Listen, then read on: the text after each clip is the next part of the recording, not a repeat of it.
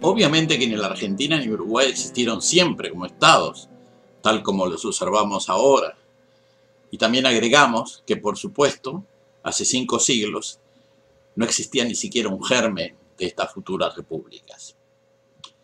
Los pueblos nativos de esta región sudamericana no se organizaban en la forma como los estados nacionales se organizaban en Europa, ni como se organizan los estados contemporáneos en la actualidad.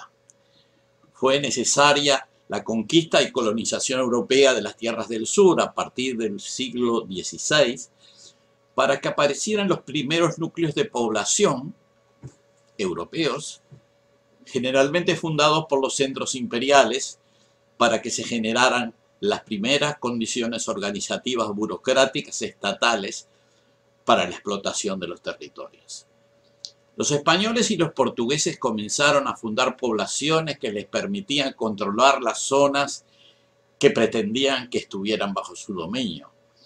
En la cuenca del Río de la Plata fueron los españoles quienes, en busca de un camino más directo hacia los yacimientos de plata del Alto Perú, fueron ellos quienes en el siglo XVI fundaron las primeras ciudades.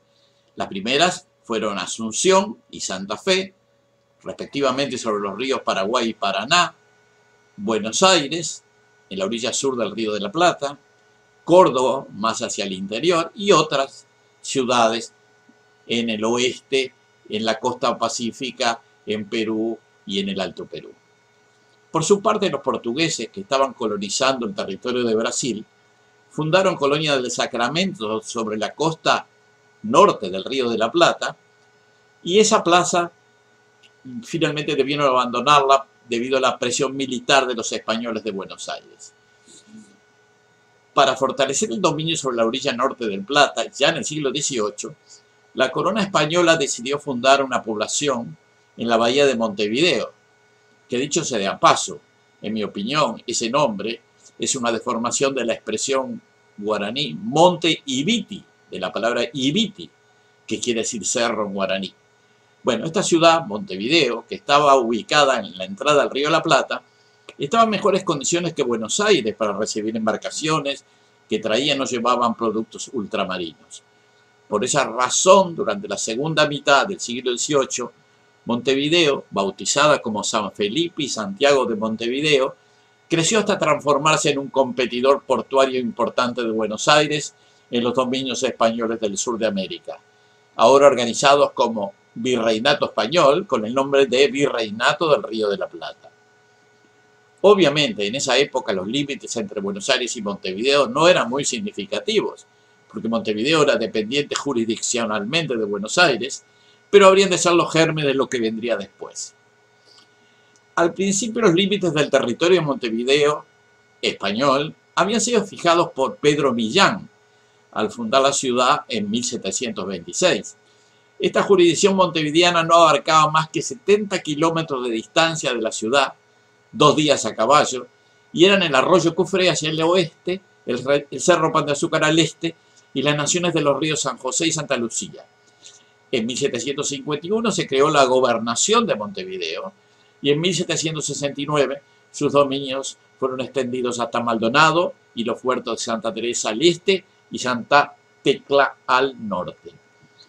En 1788, el virrey Marqués de Loreto ampliaría la jurisdicción de la Real Hacienda en la orilla norte del Plata hacia el oeste, alcanzando Colonia del Sacramento, Real de San Carlos, Rosario, Víboras, Vacas, que luego sería Carmelo, y Santo Domingo de Soriano.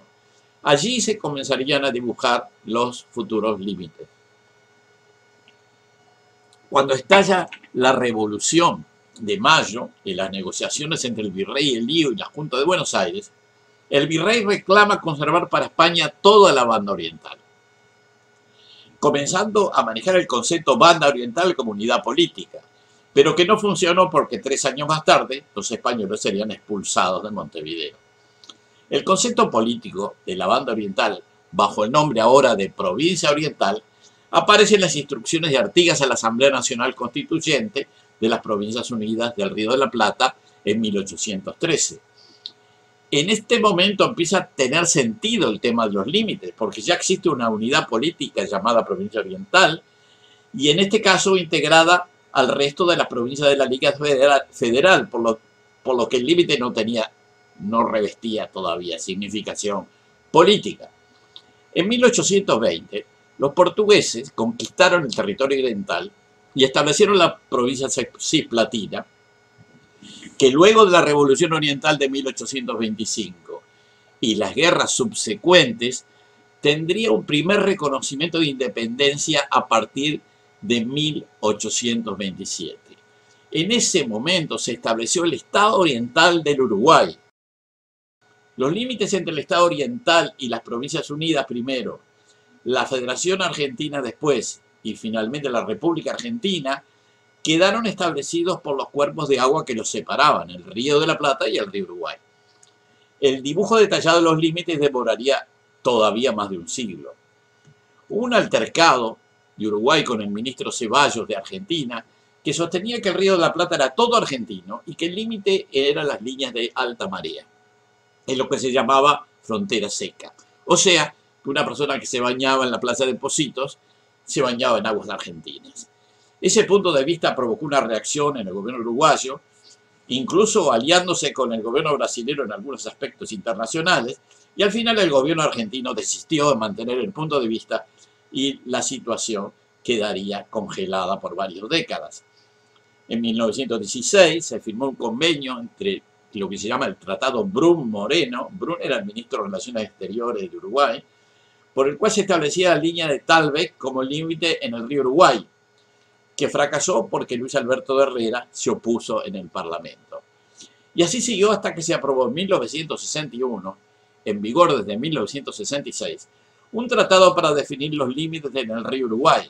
Se definían a lo largo del canal de navegación principal, excepto en la región de las islas del río Uruguay, lo que yo llamo el delta del río Uruguay, porque es ahí donde el río abandona su sedimento frente a San Javier y Nuevo Berlín. El río Uruguay, aguas abajo de esas islas, no tiene ni velocidad suficiente como para provocar erosiones en sus orillas. En ese lugar, además del límite de las aguas, se asignó soberanía uruguaya a varias islas que quedaban en aguas argentinas, como la isla Filomena Grande, Filomena Chica, Palma Chica, Basi, Tres Cruces y otras que quedaron como exclaves uruguayos en aguas argentinas con libre acceso. Luego de un engorroso proceso y enormes dilaciones, recién en octubre, de las 32 hojas de la carta elaborada por la Comisión Mixta de Límites, en las que finalmente se logró representar el límite internacional del río Uruguay a escala 1/20.000. En 1973, con entrada en vigor en 1974, finalmente se concretó la definición de los límites en el estuario platense, en el llamado Tratado del Río de la Plata. El Río de la Plata quedó definido como río y por lo tanto la soberanía quedaba en manos de los dos estados litorales, desde su comienzo, en la desembocadura del Paraná y el Uruguay, hasta una línea imaginaria que une Punta del Este con el Cabo San Antonio en Argentina. Se estableció una franja de jurisdicción exclusiva adyacente a las costas de cada parte del río, con un ancho de 7 millas marinas en el Río de la Plata inferior, hasta una línea imaginaria Colonia Punta Lara, y 2 millas en el Río de la Plata superior, hasta Colonia Punta Lara hacia arriba. El resto es de uso común, incluso para la explotación de los recursos pesqueros. El límite terminó siendo la línea media del río, con inflexiones para tomar en cuenta los canales de acceso a los puertos. La línea imaginaria Punta del Este, Cabo San Antonio, fue el punto de partida para definir el mar territorial y las zonas económicas exclusivas de ambas naciones, que se habría de establecer algunos años más tarde, después en la plataforma continental adyacente.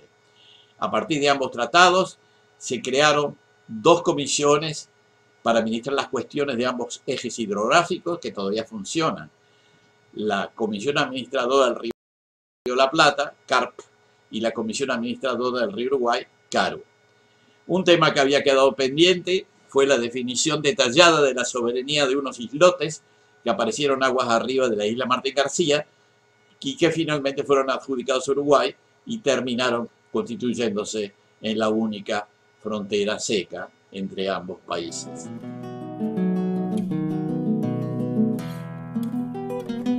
Este fue un video elaborado en el marco del ciclo Mitos y Verdades para el canal de Fogón en Fogón y el sitio cooperativa.uy. El tema de los límites internacionales y otros relevantes continuarán siendo desarrollados en próximos videos.